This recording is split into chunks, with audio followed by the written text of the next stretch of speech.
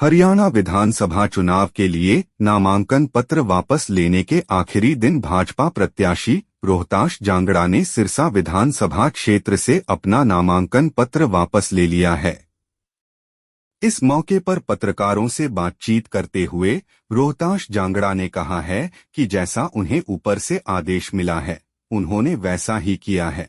जब गोपाल कांडा से समर्थन के बारे में पूछा गया तो उन्होंने कहा कि जैसा ऊपर से आदेश होगा वैसा ही किया जाएगा। उन्होंने यह भी कहा कि कांडा ने 5 साल तक हमारा साथ दिया और यह फैसला सिरसा के विकास के हित में लिया गया है।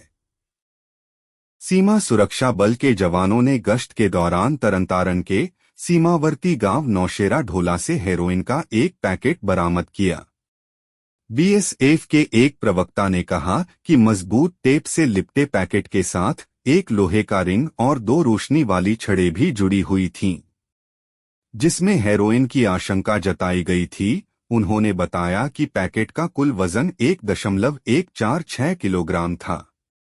मणिपुर सरकार ने सोमवार को 5 जिलों में इंटरनेट सेवाओं पर लगे अस्थायी प्रतिबंध को तत्काल प्रभाव से हटा लिया। आयुक्त गृह एन अशोक कुमार ने कहा कि राज्य सरकार ने मौजूदा कानून व्यवस्था की स्थिति का जायजा लिया है और इंटरनेट सेवाओं को बहाल करने का फैसला किया है। इससे पहले मुख्यमंत्री एन बीरेन सिंह ने एक सोशल मीडिया पोस्ट में कहा था कि राज्य में इंटरनेट सेवाएं बहाल की जाएंगी। उन्होंने लिखा कि मैं सभी से अनुरोध करता हूं कि इंटरनेट का इस्तेमाल जिम्मेदारी से करें।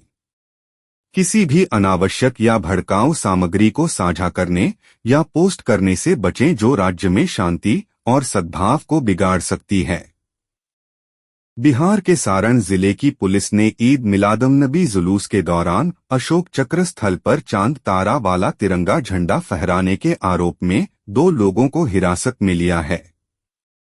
सारण पुलिस ने एक बयान में कहा कि सोशल मीडिया के माध्यम से प्राप्त एक वीडियो में तिरंगे में अशोक चक्र की जगह चांद तारा वाला झंडा फहराया जा रहा है, जो भारतीय ध्वज अधिनियम 2002 समेत कई कानूनों का उल्लंघन है।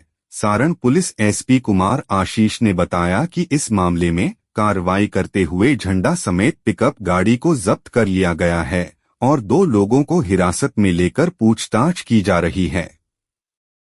उन्होंने कहा कि झंडा बनाने वाले की तलाश जारी है।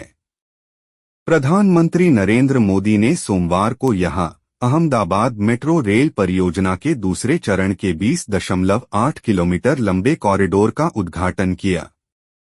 इस मौके पर उन्होंने मेट्रो में सफर के दौरान युवा यात्रियों से बातचीत भी की। इस मौके पर गुजरात के राज्यपाल आचार्य देवव्रत और मुख्यमंत्री भूपेंद्र पटेल भी उनके साथ थे।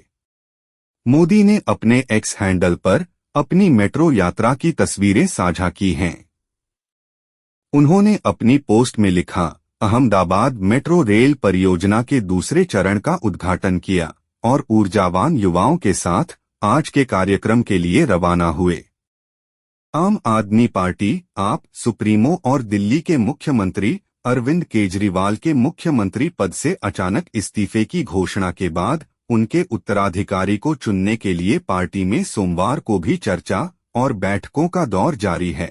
आज सुबह पार्टी के वरिष्ठ नेता और पूर्व उपमुख्यमंत्री मनीष सिसोदिया यहां केजरीवाल के आधिकारिक आवास पर पहुंचे और दोनों नेताओं ने मुख्यमंत्री पद के लिए संभावित नामों पर चर्चा की। केजरीवाल के उत्तराधिकारी बनने के संभावित उम्मीदवारों में दिल्ली के मंत्री आतिशी, गोपाल राय, सौरभ भारद्वाज, कैलाश गहलोत और आरक्षित वर्ग के कुछ विधायक और दिल्ली विधानसभा अध्यक्ष राखी बिड़ला और केजरीवाल की पत्नी सुनीता आदि के नाम लिए जा रहे हैं।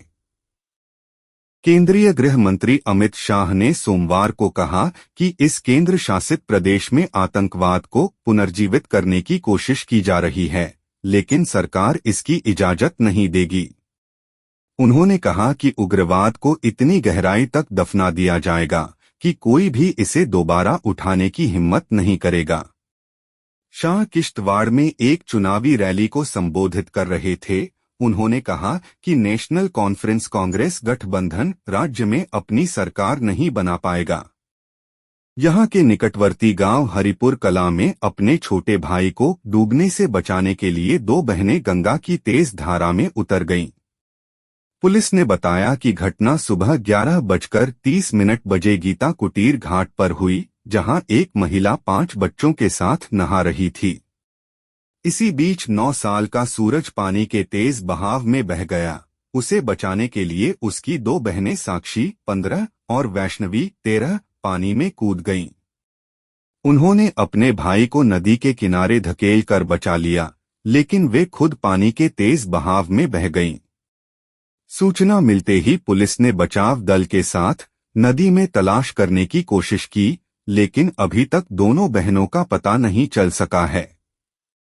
युवा कांग्रेस के कार्यकर्ताओं ने यहां सेबी कार्यालय के बाहर विरोध प्रदर्शन किया और सेबी चेयरपर्सन माधवी पुरी के इस्तीफे की मांग करते हुए उनके खिलाफ लगाए गए आरोपों की जांच की मांग की।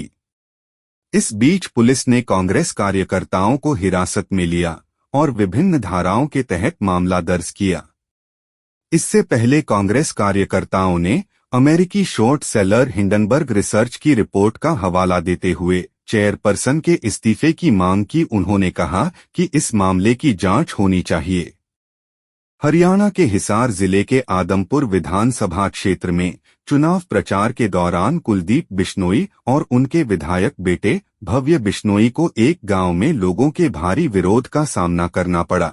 प्रचार के दौरान बिश्नोई परिवार से ग्रामीणों ने पूछा कि उनके क्षेत्र में लोगों की समस्याओं का समाधान नहीं हुआ है और किसी ने कोई ध्यान नहीं दिया है। इस दौरान बिश्नोई समर्थकों और ग्रामीणों के बीच झड़प भी हुई। इसके बाद ग्रामीणों ने भी उनकी गाड़ियों का पीछा किया। इसके बाद कुलदीप बिश्नोई गांव वापस आए और ग्रामीणों से माफी मांगी और उनकी समस्याओं का समाधान करने का वादा किया।